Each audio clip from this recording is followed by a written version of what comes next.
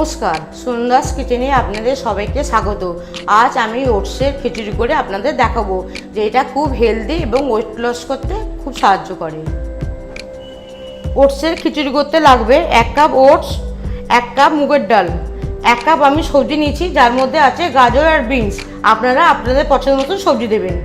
Tomato কুচি, ফোড়নের জন্য শুকনো লঙ্কা আর গোটা জিরে, আদা বাটা, হলুদ গুঁড়ো, জিরে গুঁড়ো, কাঁচা লঙ্কা আমি 4টে চিড়ে নিয়েছি, ধনে পাতা কুচি, নুন, চিনি আর রান্নাটা করব আমি সাদা তেলে। আমার সমস্ত উপকরণের পরিমাণ ডেসক্রিপশান বক্সে দেওয়া আছে, আপনারা চেক করে নেবেন। গ্যাসটা তেলে আমি কড়াইতে বসিয়ে দিয়েছি। প্রথমে আমি মুগের ডালটা শুকনো খোলায় একটু ভেজে নেব।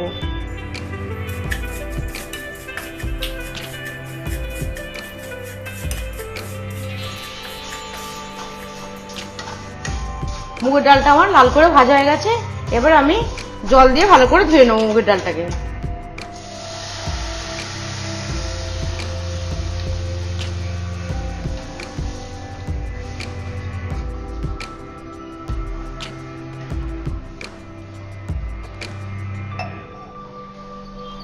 কড়াইতে আমি জলটা দিলাম, যা জলটা গরম হয়ে যায়, দিয়ে ডালটা যাতে একটু নরম হয়ে যায়।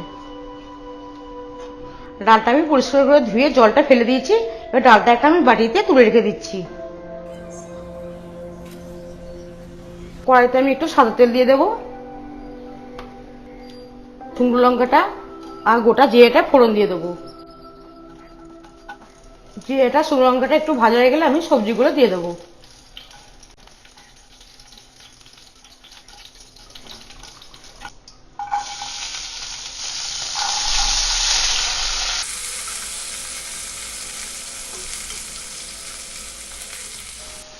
গাজর আর বিনসটা আমার ভালো করে ভাজা হয়ে গেছে। এবার আমি আদা বাটাটা দিয়ে দেবো। আদাটা একটু ভালো করে নেড়ে নেবো যাতে কাঁচা গন্ধটা চলে যায়।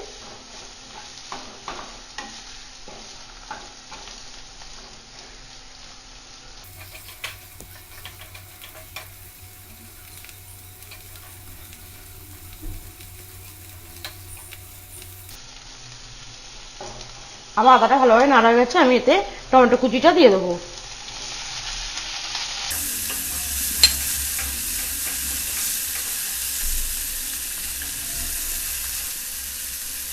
এবার এতে আমি দিয়ে দেবো জিরে গুঁড়ো,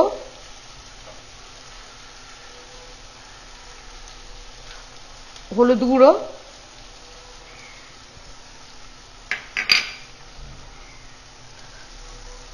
নুন,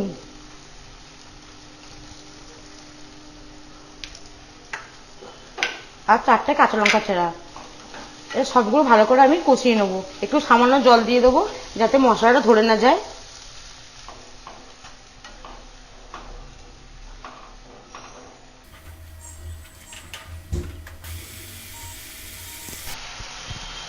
আমি একটু চাপা দিয়ে দেবো যাতে টমেটোগুলো একটু নরম হয়ে যায়।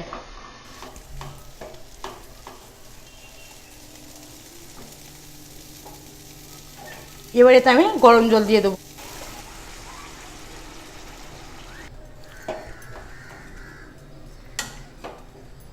এবার এতে আমি সামান্য চিনি দিয়ে দেবো।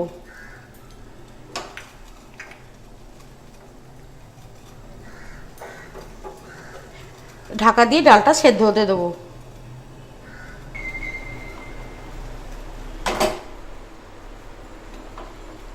ডালটা আমার একদম সেদ্ধ হয়ে গেছে। এবার আমি ওটসটা দিয়ে দেবো।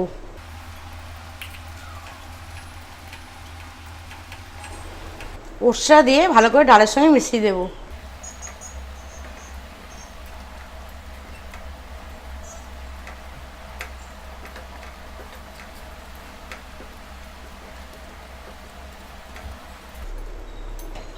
আমি চাপা দিয়ে আরও 2 থেকে 3 মিনিট ওটসটাকে সেদ্ধ করতে দেবো। এই রেসিপি নিয়ে আপনাদের যদি কোনো প্রশ্ন থাকে তাহলে আমাকে নিশ্চয়ই কমেন্টস করবেন, আমি উত্তর দেওয়ার চেষ্টা করব। ওটসটা আমার সেদ্ধ হয়ে গেছে, খিচুড়িটা একদম রেডি হয়ে গেছে আমার। এবার এতে আমি একটু ধনেপাতা কুচি দিয়ে একটু চাপা দিয়ে রেখে দেবো। আপনাদের এই ভিডিওটা যদি ভালো লেগে থাকে তাহলে লাইক শেয়ার করতে ভুলবেন না।